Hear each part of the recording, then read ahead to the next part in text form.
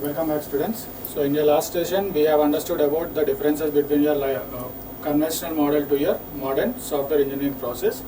So in this particular lecture we will try to understand your life cycle phases and the process artifacts. So we will try to understand this life cycle phases, what are different phases of your life cycle as a part of this lecture. So first we will try to understand how was your waterfall model working. So this is a basic waterfall model. So this waterfall model is relying on your project development again, right? So it focuses on the different parts of your system. So when you go with this waterfall model, your planning is not up to the mark. You cannot estimate the cost of your project also pretty easily. And whenever you try to integrate, you may come across errors. So there are number of problems with your conventional model, that is your waterfall model. So in order to rectify them, we are making use of your modern software approach, that is your iterative model. So this is your iterative model. So this iterative model is going to make use of 4 different phases, or it is going to divide your project into 4 different parts. So it is going to design your develop your project in individual phases. So first it depends on the design of your project. Without understanding the design of your project, you cannot start constructing your project here. Once your design has finalized, you can start implementing your project by making use of different types of implementation tools that you have. Then you can go with this assessment. As we already said, you are not supposed to go with your own assessment or test your own project. So this assessment test is performed by any other assessment performers here. And next you can go with planning and analysis phase. So this is the first phase of your iterative model.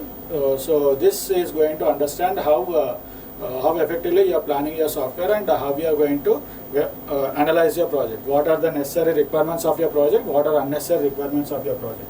Then after your planning, you go with your design, understand the implementation part, and go with the assessment. So after your assessment phase is done, you release your project as your first iteration, and you can enhance the performance of your project by revisiting the same process once again.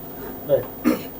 So we will try to understand what are the life cycle phases you have. So your complete project life cycle was actually divided into 2 different parts, or if you can divide your complete project into 2 different parts, that designing of your project will help. Designing of your project will be a good project. So here the different parts you can divide your project into 2 different parts. That is what I said.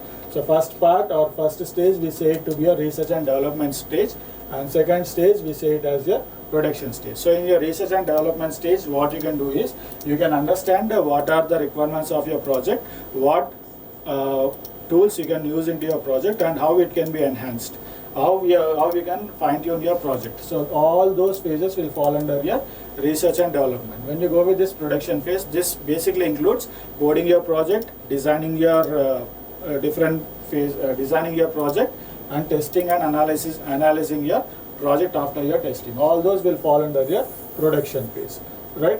So based on this particular division, your project will undergo into 2 different stages again. So first stage we say it as your engineering stage, and second stage we say it as your production stage. So in the engineering stage is understanding the project requirements here. So under this particular engineering stage, we have 2 different phases of your project life cycle.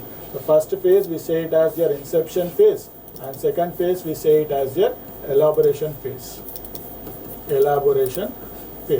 So these two phases will fall under your engineering stage. So we'll try to understand what is this inception phase here. So inception phase is nothing but here you are going to understand the requirements of the project.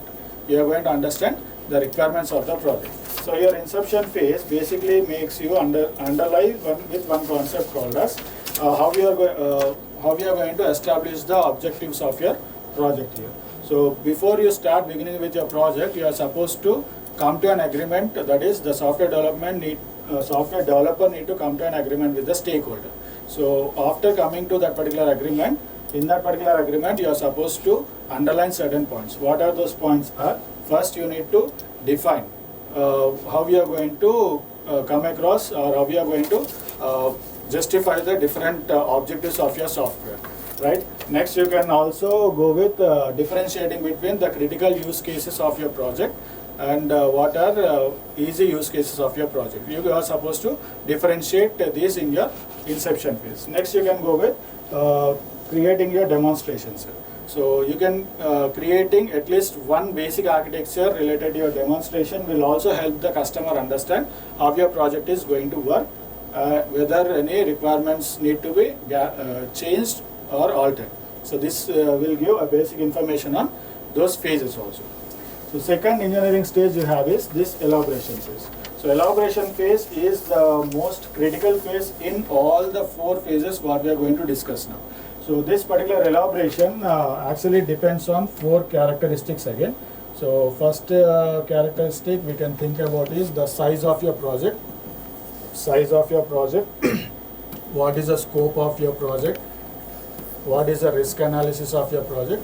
So like this, your elaboration phase is going to elaboration phase is going to focus on these basic points.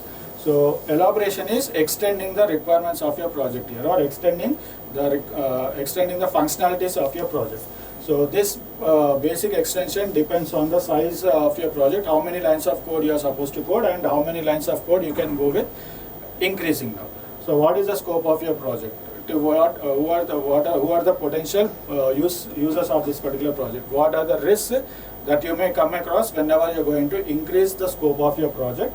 So all this will fall under your elaboration phase. So basic objectives of your elaboration phase will go something like, you are supposed to underline the architecture of your project here.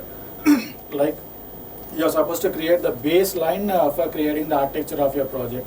You are supposed to create a baseline to understand what are the potential risks of your project, and then you can go with creating a baseline in using which type of models or which type of architecture will be used in order to work with your project, and how that can be modified. So all those will fall under your elaboration phase. And next you go with this production stage here. So in this particular production stage, the actual project development will start. So this particular production stage is now a combination of 2 different phases again. First is your construction phase, and second is your transition phase. So what is this construction phase? Construction phase goes with the implementation part. So how we are going to implement your project? Which tools you are using in order to create or implement your project? Which tools you are using in order to analyze your project?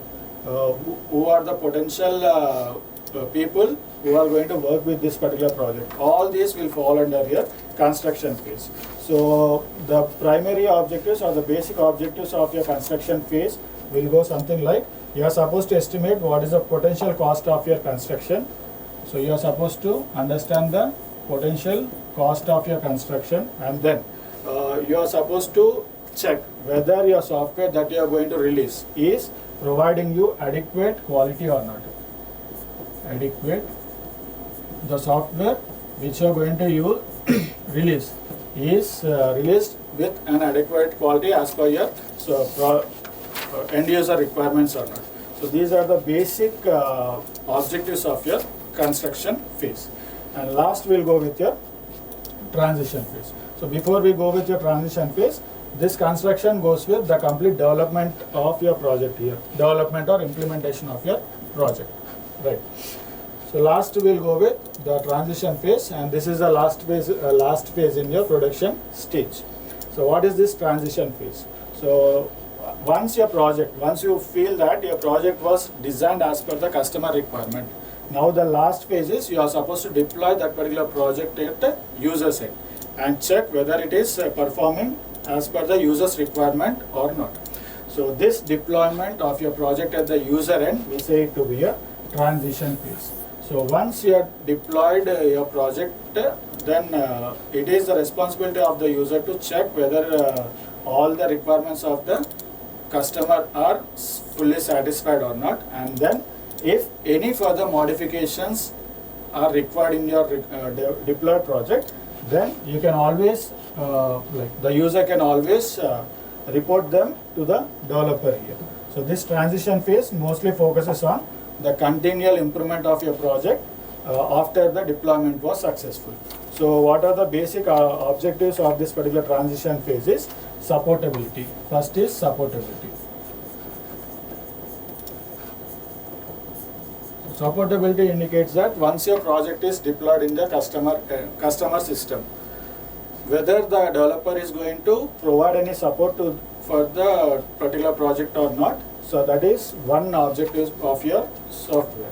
And next, is it achieving your stakeholder requirements?